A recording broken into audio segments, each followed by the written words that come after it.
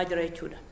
Tokkoffaan kan artist Haacaaluu irratti dhukaasuudhaan ajjeese Xilaayee Yaamii jedhama. Inni lammaffaa isa wajjin immoo kan as keessatti hirmaachaa ture Abdii Alamaayyoo jedhama. Inni sadaffaa yeroodhaaf to'annaa keenya jalan oolle Kabbada Gammachuu jedhama. Xilaayee fi Abdii to'annaa keenya jala oolchinee jirra. Kabbada Gammachuun immoo barbaadamaa jira. Mishan 31 fi VOA24 Naayil Saat irraa caqasuu jirtan yaayyuu jalqabna.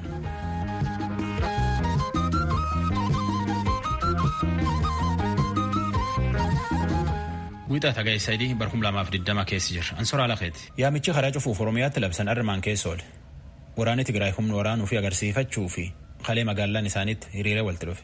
Ministeerri Fayyaa Itoophiyaa nama hedduu vaayirasii koronaa qorachuu fi duulatti jira. Ameerikaatti namni vaayirasii koronaatiif jedheetiin hojii dhabe yoo akkam xiqqaatu torbaanitti $600 argata. Kan seera baase. Seerri sun torbaan dabre keessa dhumate horiin kun inni xiqqaatee fi guddate irratti falamaa jira. Haa tokko dubbannu Ameerikaatti namni vaayirasii kan irratti argan 1,450,000 yaayyuu caale. Namni inni galaafatallee 1,150 yaa caale. Daa'imtuu gurbiyyaa jaalannee nutti hima.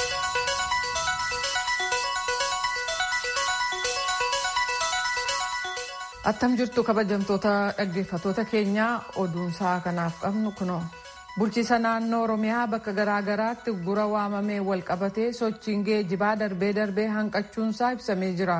Kanneen uggura geejibaa kana irratti hirmaatan akka jedhanitti mootummaan namoota hidhaman hundumaa akka hiikuu fi tasgabbii dhabiinsa siyaasaa biyyattii keessatti uumameef mootummaan furmaata akka kennu gaafatu.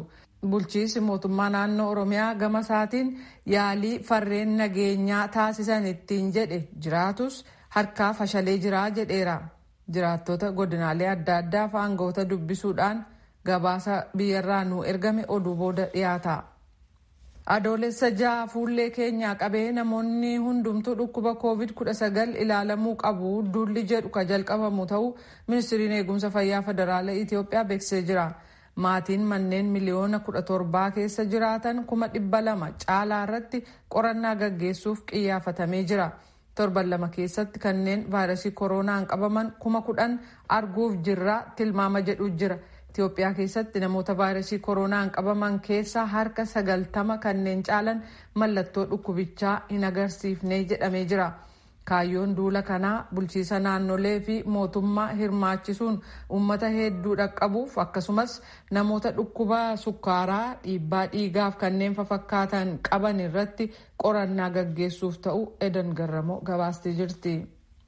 Bulchiisa naannoo Tigraay magaalaa Maqalee fi magaalaalee bulchiisa naannoo sanaa kanneen biroo keessatti humnootiin addaa fi milishoonni dilbata kaleessaa agarsiisa waraanaaf hiriiranii jiru. Humnootiin addaa fi milishoonni kun meeshaa waraanaa gurguddaaf sasalphaa ta'an qabatanii mul'atan. Bulchiisa naannoo Tigraayitti hoogganaa waajjira nageenyaa akka ta'an Takki'uu Matakku Tigraayin humnaan jilbeenfachiisuu fi yaaliin ta'u hin milkaa'u jedhaniiru. Gama biraan ibiddi guddaan bakka gabaa beekamaa magaalaa Maqalee keessaa addi haqqii qabateen suuqileen 520 gubachuu isaanii poolisiin ibsee jira. Balaan kun sanbata darbe galgala kadhaqqabe ta'uu Mulugeetaa Asbahaa Maqaleerraa gabaaseera. Buufata doonii kan handaara magaalaa Moqdishoo cina mana nyaataa jiru irratti of wareegaan tokko haleellaa boombii geessiseen waardiyyoonni 2 ajjeefamu poolisiin Moqdishoo beeksisee jira. Of wareegaan kun jaakkeeta isaa boombiin guutame karaa mana nyaataatti ol seenan irratti dhoose. Kunis waardiyyoonni lameen namicha akkan seenne dhorkuudhaaf yeroo yaalanitti ta'uu dubbii himaan poolisii Meejar Sadiq Aden Ali VOA'f ibsaniiru. Meejar Alii fi kanneen biroon 2 immoo dho'insa dhaqqabe kanaan madaa'anii jiran. Gareen shororkeessotaa balaaleffatanii qorannaanis itti fufuusaa dubbataniiru. Gama kaaniin aangawaan maallaqaa kan Soomaaliyaa tokko magaalaa Moqdishoo irraa fageenya kiiloomeetira 90 ka jiru mana jireenya ofii keessatti intalli isaanii umriin waggaa 3 waliin ajjeefamuu ibsamee jira. Kunis gara mana aangawaa sanatti boombii darbachuun akka ta'e ibsameera. Kun raadiyoo sagalee Ameerikaa sagantaa afaan Oromooti. Yuunaayitid Isteets keessatti lakkoofsi namoota dhukkuba COVID-19 qabamanii miliyoona 4.2 qaqqabee yeroo jiru kanatti baatii waxabajjii darbee lakkoofsi namoota hojii dhabanii 100 keessaa harka 11 caalaa ture. lammiiwwan Ameerikaa kanaaf maallaqa gargaarsaa kennamuu qabu irratti paartileen jiran lameen danqaa keessa seenanii jiru jedha gabaasaa Eeshaa Saraayi soraadheessa. Ameerikaatti nam vaayirasii koronaatiif jedhee hojii dhabe torbaanitti $600 kennaniif kan seeratti tolche. Seerri sun torbaan dabre keessa dhumate. Horiin kun hin guddateef hin guddanne irratti paartiin biyyi bulchitu falmiitti jirti. Paartiin Demokiraat akka ganna kanaayyuu horiin kun namni irra hin cinnifeeti. Nansi Peloosii paartii Demokiraat keessatti itti gaafatamtummaan marii Ameerikaati. We have been for the $600. They have a $200. Nu duruyyuu akka $600 kennan gaafachaa baane. Jarri ammoo torbaanitti $200 kennuufi malanii jedhe. $200 torbaanitti homaayyuu namaan baatu homaallee keessa hin jirtu jetti. Paartii Ripaablikaan ammoo namni torbaanitti $600 mi'eeffate. Hojiiyyuu barbaadi yaa'uu jettee mormite. Akka qorannoo yuunivarsiitii Yeelitti ammoo namni tanaa jedhee hojii barbaadachuu dhabuutti hin jiru. Steven Mnuchin itti gaafatamaa maallaqa Ameerikaati. We have to balance. There's obviously a need to support. Gam lamaanuyyuu wal birqabnee laaluu malle. Dhuguma hojjeta gargaaruu malle. Mal jireennaallee namarra qabachuu malle. Dhibatti hojii nam dhowwu malee namni fedheetiin hojii barbaadachuu dhabuutti hin jiru.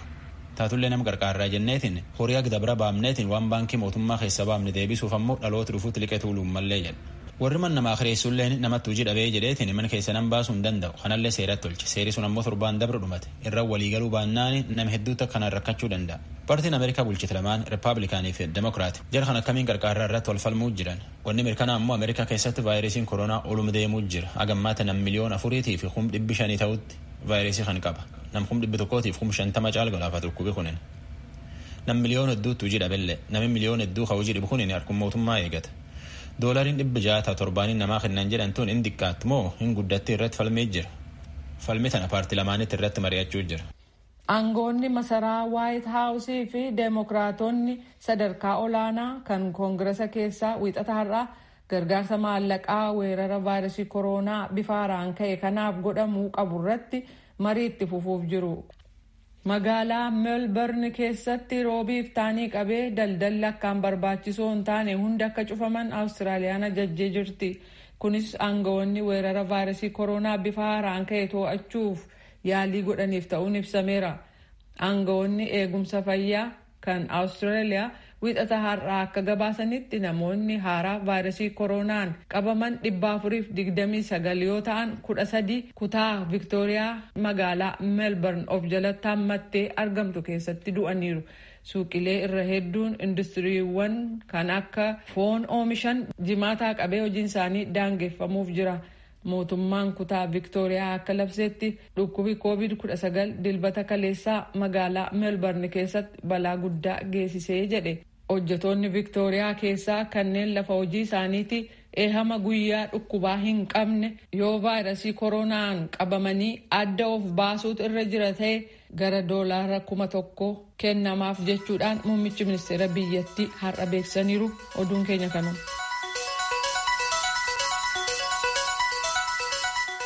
VOA Afaan Oromoo Washington DC irraa caqasuu jirta. Yaamichi karaa cufuuf har'a jalqabee Oromiyaatti labsan akka warri VOA'n dubbis jedhetti fulaa akka karaan cufan. Karaa cufiitti tanaan namni hidhaa jiru akka dhaaba'uu fi waan hedduu gaafatan. Mootummaan naannoo Oromiyaa ammoo yaaliin warri nagaan feene tolchuuf yaale hin taaneef jedha. Muktaar Jamaaliin namtu dubbisa. Namoonni raadiyoo sagalee Ameerikaa godinaalee Oromiyaa adda addaa irraa dubbise akka himanitti geejjibni gurguddaan magaalotarraa magaalotaa fi godinoota qaxxaamureetiin deemu hedduu hin mul'atu. Inni kunillee labsii uggura geejibaa akka naannoo Oromiyaatitti qeerroon labseen wal qabatee kan mul'ateedha jedhu namoonni dubbisne. Namni raadiyoo sagalee Ameerikaatiif Baalee Roobeerraa himan akkana jedhanii jiru. Haalaa ganamsuu birraa eegalee konkolaataan magaalaa keessa hin bahu gara biraatii illee gara magaalaa Roobees hin seenu kan fe'atis kan uummataatis akkasuma jechuudha.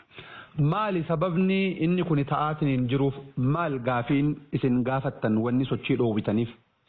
Qeerroon Oromoo akkuma Oromiyaatitti erga Hacaaluu Hundeessaa ajjeefamee booda Hacaaluu Hundeessaa ajjeefamee hooggantoonni Oromoo kanneen ija Oromoo jedhaniin hooggantoota siyaasaa Oromoo erga mootummaan Itoophiyaa Abiyyi Ahmadiin hoogganamu yookaan bildiginnaan hidhatti guurtee dirree dimokiraasii dhiphistee nama ajjeesuu fi cafaquu hammeessitee qeerroon Oromootis namoonni keenya qabsaa'onni keenya hidhaa jiran nuuf haa hiikaman jechuudhaan mormii isaanii bifa gargaraatiin dhageessisaa jiranii akkuma torbaanota lama dura labsii lagannaa gabaa labsan ammas gaafiin kenna hanga nu deebi'utti hanga hooggantoonni siyaasaa Oromoo hidharraa hiikame hanga ajjeechaa fi reebichi hidhaan ilmaan Oromoo irraa kan kumaatamaan dhamaa jiran dhaabatutti qabsoo keenyatti ufna jechuudhaan labsii uggura diinagdee kana akka Oromiyaatti labsanii hojiirra oolchaa jiran jechaadha.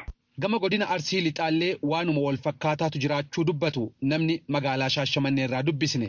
Arsii Lixaa akkuma jirutti sochiin baratame hin jiru. Keessattuu magaalaa Shaashamannee irraa konkolaataan ba'u gara Hawaasaa waraanaan marsamee takkaa lama hin ba'a.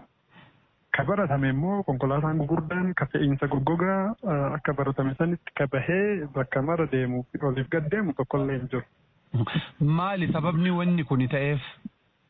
Sababni wanni kun ta'eef sababa hayyootni keenya gameessi aktiivistiin xiinxallaan siyaasaa gameessi Jawaar Muhammad hidhameen wal qabatee isa qofa osoo hin ta'e isa duukaa isaan wal qabatee du'aa caaluutiin wal qabatee isaa as namoonni hidhaman hundi isaanii namni nagahaa yakka tokko kan qabaatin namni nagahaa waan ta'e faana wal qabatee namni hidhaa jira. Hidhaan guutee immoo mana barnootaa keessa jiranii sababa sanii wal qabatee namoonni kunniin gadi nu haa dhiifamani. Ija keenya ijji biyya kanaa ijji keenya hidhamee nummoo jiru nagaa jiraachuun hedduu nutti ulfaata waan jedhu wal qabatee. Godinaalee Harargee keessatti illee akkaataa magaalotaatiin garaagarummaa qabaatullee uggurri geejjibaa kun bakka hedduutti mul'atuu isaa dubbatama.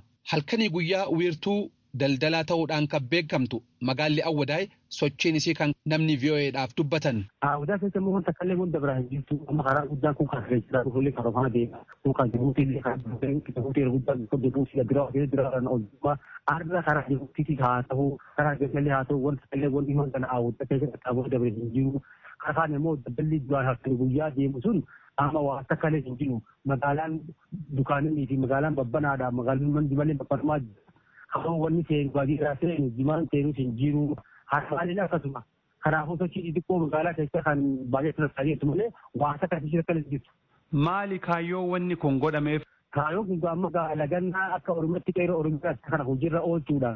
Kanaafuu biyyi Oromoo waan dhiibamee jiru jecha Oromoon waan biyya kanarratti hojjechaa jiru jecha mirga isaanii falmachuuf karaa nagaatiin qabsoo karaa humna osoo ta'in qabsoo karaa nagaatiin mirga isaa falmachuuf diddaa agarsiisuuf.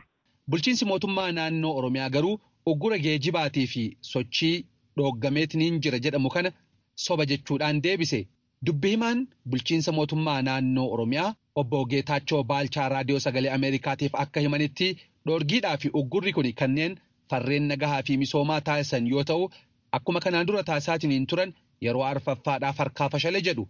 Bifa adda addaatiin humnoonni nagaa naannoo kanaa hin barbaadnee fi nagaan naannoo kanaas akka boora'u barbaadan uummanni keenya hojjetee jiruuf jireenya isaa akka hin geeddarree fi hiyyummaa keessa akka yeroo dheeraa turuuf warri hawwii qaban hawwii isaanii sana dhugoomsuuf uggurraa dinagdee jedhanii geejjiba irratti gabaa irratti yaaliin isaanii godhan yeroo arfaffaatii fi uummanni Oromoo fi uummanni naannoo Oromiyaa keessa jiraatu tolee jechuu diduun fashaleessee jira. Kanarraa kan hafe naannoon Oromiyaa guutummaa guututti nagaadhaan jira. Sochiin hawaasummaa sochiin dinagdee hundinuu karaa guutuu ta'een kan gaggeeffamaa jiru. Wanti adda ta'e Oromiyaa keessa jiru hin jiru.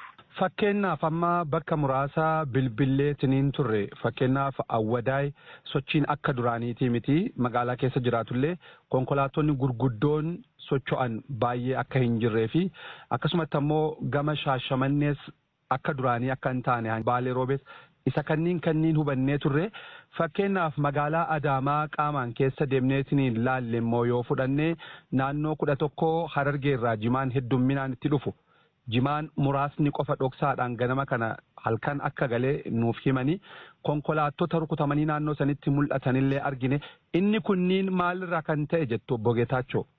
Humnoonni shororkaa uumanii naannoon kun nagaa akka hin qabaanneef nagaadhaan akka hin oolle gochuudhaaf yaalii godhanii gocha kanaan olis gochuu danda'u. Makee konkolaataa karaarra deemu rukutuun daandii irratti namoota doorsisuuf sodaachisuun adda addaa amala isaaniiti hojii isaaniiti waan ta'eef kana hojjechuu danda'anii. Garuu immoo sochii naannoo Oromiyaa keessa jiru kamiinuu daangessuu akka hin dandeenye qaamni nageenyaa mootummaa naannoo Oromiyaa guutuutti sochii guutummaa godheen ergaa dabarseenis uummanni naannoo keenyaas ergaa qaamni nageenyaa dabarseef mootummaan naannoo dabarse fudhachuudhaan karaa kamiinuu sochii isaatti fufeeti kan inni jiru. Obbo Geetaachoo naannolee Oromiyaa amma namoota dubbisne keessaa sababa kan kaasan namoonni hidhamuu hooggantoota siyaasaa rakkoon kun ammoo fala argateetiniin biyyattiin gama tasgabbiitti dhufuu qabdii sababa kanaaf kana goonee jedhu mootummaan akkamiin furuudhaaf qophaa'e. Rakkoon addaa amma Oromiyaan keessa jirtu hin jiru. Waliigala wanti fudhatamuun isarra jiraatu wanti addatti furamuu barbaadu Oromiyaan rakkoo addaa keessa galtee jirtu hin qabdu. Garuu immoo namoonni yakka raawwatanii fi yakka raawwatanii shakkaman kamiyyuu paartii siyaasaarraas ta'uu danda'a, nama dhuunfaatis ta'uu danda'a, seeraanis ta'uu danda'a, namoonni seeratti dhiyaatan jiru. Isa kana waan seeraan jalqabame seeratu xumura. Waan seeraan jalqabame keessa tarkaanfiin bulchiinsaas tarkaanfiin siyaasaas fudhatamee waan fooyyessu tokkoyyuu hin qabu. Garuu Oromiyaa keessatti kan gaggeeffamaa jiru sirna siyaasaa hirmaachisaa ta'eef qaamni hunduu sagalee isaa keessatti dhageessee qooda isaa fudhachuu isaa qabuudha kan deemsifamaa jiru. Faasaa kanaatiin deemuu kan barbaadan nageenya booressinee karaa humnaatiin mootummaa shororsinee naannoo kana keessatti nageenya akka hin uumamne gochuudhaaf yaalii godhamaa jirurraa kan hafee naannoo Oromiyaa keessatti karaa tokkoon wanti addatti fala addaa barbaadu hin jiru kun sirriitti ilaalamuu qaba.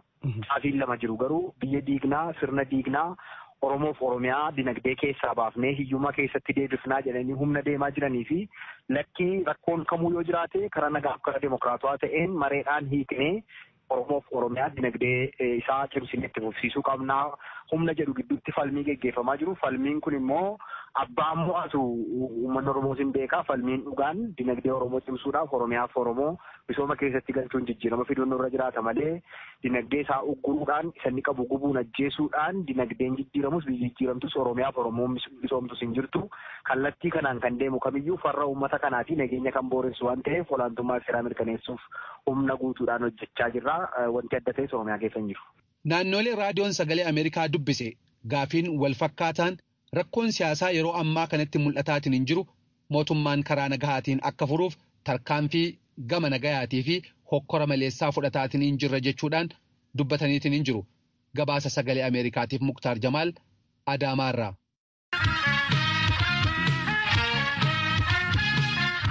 VOA Afaan Oromoo Waashingtan DC irraa caqasuu jirta. Nama 88 hospitaala Yuunivarsiitii Wallaggaa keessatti vaayirasii koronaa irraa wallaanachuu jiran keessa 6 yaayyuu wayyaa'ee ba'e. Warra ambootti wallaanuu jiran keessa illee nama 13 wayyaa'e. Naakor Malkaatti warra dhibame keessa namtu dubbise kuno. Tamsa'inni weerara vaayirasii koronaa haala yaaddessaa ta'een Itoophiyaatti dabalaa deemuusaa ministeerri fayyaa Itoophiyaa irra deddeebiitiin beeksisaa jira. Itoophiyaa keessatti namootni 19,000 caalan dhibee vaayirasii koronaatiin qabamanii jiru. Namootni lubbuun isaanii dhibee kanaan darbe ammoo 300 caalanii jiru. Erga vaayirasiin koronaa Itoophiyaa keessatti argamu himame baatii bitooteessaa as guyyaa tokko keessatti lakkoobsi namoota du'anii olaanaa ta'es kaleessa galmaa'ee jira. 28 ta'e. Qindeessaan yaalii weerara vaayirasii koronaa hospitaala riferaalaa yuunivarsiitii Wallaggaa Dr. Dirribaa Gammadaa bu'aa qorannoo vaayirasii koronaa guyyaa irraa osoo hin dabalatiin hospitaala isaanii keessatti namoota vaayirasii koronaatiin qabamanii yaalamaa turan 88 keessaa 7 kan ta'an dandamachuu isaanii ibsanii jiru. Weerarri vaayirasii koronaa Naqamteef naannoo isheetti haala ittiin tamsa'aa jira jedhanis akkasitti ibsanii jiru. Kuusaan jalqabaa kan hospitaala seeni waxabachii tokkodha. Turtii almost ji'a tokko booddee jechuudha gara waxabachii 29dha. Kuusaan lammiffaan kan hin argame. Kuusaan sadeeffaa immoo adoolessa 14dha. Baay'inaan kuusatoonni kun kan isaan argamaa jiranii torban tokko keessatti jechuudha. Kun kan inni nu agarsiisu koronaan hawaasa keessatti babal'achuu isaadha. Namootuma kanallee gaafa laallachuudha. Umurii isaaniitiin namoota umurii guyyaa waggaa 14-56 gidduutti kan jiranidha. Gosa garaagaraadha kan isaan jiran. Konkolaachistoonni jiru. Gargaaraan konkolaachistoota jiru. Namoonni buufata konkolaataa keessa hojjetan jiru. Barattoonni jiru. Daldaltoonni fi hojjetoonni mootummaa waajjiroota adda addaa irraa keessa jiru. Kana jechuun hawaasa mara keessa iyyuu jiraachuu dhibee kana jechuudha. Namoonni tuttuqaa qaban as keessa namoota baay'ee muraasa ta'anidha. Baay'inaan hawaasa keessaa kan argamedha. Walumaa galatti gosa baay'inni jalqaba yeroo yaalii yookaan siiverkeetii kan jedhamudha kan inni ture. Gosataan keenya inni jalqabaa sana jechuudha. Turtii guyyaa 33 booddee dandamatee gara manaatti deebi'eera. Dooktar Gonfaa Mootii itti gaafatamaa kutaa yaala fayyaa yookaan daayirektara meedikaalaa hospitaala riiferaala yuunivarsiitii Ambooti.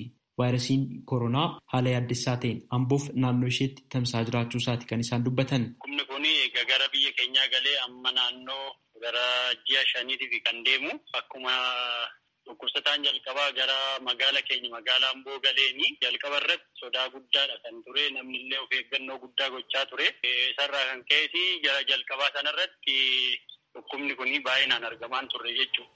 Haa ta'u garuu du'a artist Haacaaluu Hundeessaatiin wal qabatee namoonni hiriira sana bahuu walitti dhiyaachuu sanaa fi of dagannoo guddaarraa kan ka'e amma yeroo kanatti namoonni baay'een kan qorataman keessaatii baay'inaan argamaati kan jiranii hospitaala keenya keessatti qorannaa gochuudhaani namoonni dhukkubni kun irratti argame baay'een isaanii gara Gudar hospitaala jalqabaatti geeffamanii achiillee baay'een isaanii amma itti fooyya'ee kan gara mana isaaniillee deebi'anii jiru. Dhiyeenya kana kan hospitaala keenyaarraa kan argamanii namoonni 13 bayyanatanii gara mana isaanii deebi'anii jiru. Garuu akka waliigalaatti akka godina keenyaatti amma kan hospitaala Gudar jiranii amma guyyaa darbe kanaatti nama 25 namoonni ta'anii achitti argamu jechuudha. Uummata baay'ee irratti qorannoon godhamu ta'eeti nama baay'ee irratti kan argamuu danda'u jennee yaadna jechuudha. Itti gaafatamtootni lamaanuu sababa tamsa'ina vaayirasii kooroonaa yeroo ammaa kana babal'ataa jiruutii kan jedhan haala kanaan ibsanii jiru. Yerooma jalqabaa kooroonaan gara biyyaa keessa gaafa seenu akkuma magaalaa keenyaatti tuffannee fi of eeggannoo hedduudha kan godhamaa tureeru. Fakkeenyaaf yeroo jalqabaa sana ibin sochiin taaksiilee dhaabbatee ture, sochiin namaa hirrifamee ture. Erga sochiin taaksii eeyyamamee booddamoon taaksii keessa seenuu dura saamunaa bishaaniin harkaan dhiqatamedha kan nama seenamaa ture. Amma wantoonni kun marti isaanii dagatamanii namni hojii idilee isaa duriitti deebi'aa sochiin hawaasaa akkuma jirudha. Namoonni akkuma durii walitti qabamu. Wanti jireenya yookaan deddeebii keenya duraarraa wanta adda taasisee hin jiru jechuudha. Kanaaf of dagannaan guddaan jiraachuu isaadha kan inni agarsiise. Erga nuti of daganne immoo dhibeen kun babal'achaa jiraachuu isaadha kan inni agarsiisu jechuudha. Amma akkuma waliigalaatti jechuudha dhiyeenya kana namni baay'een haguugduu funyaanii fi afaanii sanallee godhachuu dhiiseera. Fageenya isaanii eeggachuun hafee jira.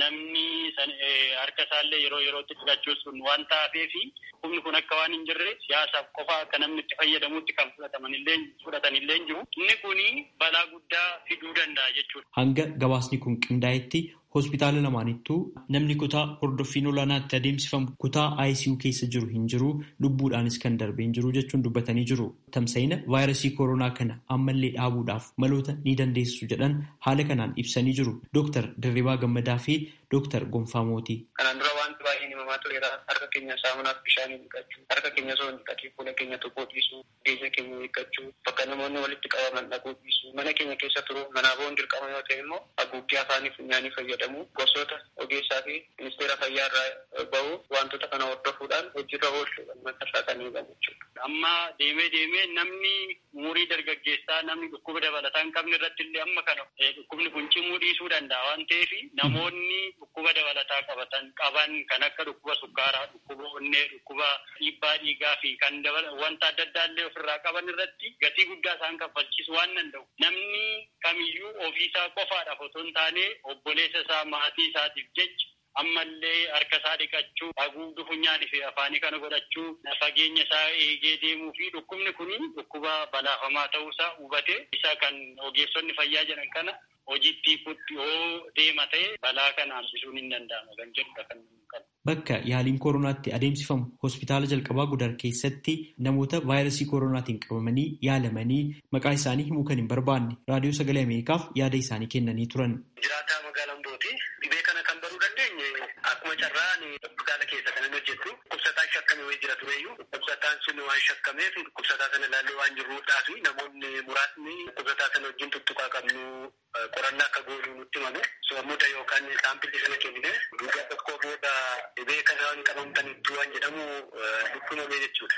Jalqaba akkamiin natti darbettanii yaaddu dhibeen kun yeroo sana miira akkamiidha kan isinitti dhaga'ame? Yeroo sanatti kun mallattoon nutti dhaga'ame sin jiru dhukkubsataallee yeroo baay'ee nuti feesmaaskis godhannee ilaallaa harkattis hin godhannaa dhibbatti kan isaan qabe jechuun illee baay'ee nama rakkisa. Garuu yeroo sanatti xiqqoo gaarifannaan hin jira yeroo dhibeen kun qabda jedhaman miira rifaatu waan jedhu nutti dhaga'ame kanaa booda waan hubannaa waan qabnutti nuuf tasgabbeessine sanaa booda immoo bakka tursiisaa sanatti bakka yaaluu danda'amutti akka deemnu nutti himame sanaa booda gara kana deemnu achi gallee booda torbee tokko booda teestiin sun yookaan waan sun irra deebi'ame sanaa booda teestii lammaffaa sanarratti negatiivin ta'ee ammas irra deebi'amee yeroo biraa fudhatamee yeroo lama negatiivin ta'ee torbee lama ture hin ta'e anichi jechuudha. Yaaliin achitti isinii godhamaa ture maal fakkaatame?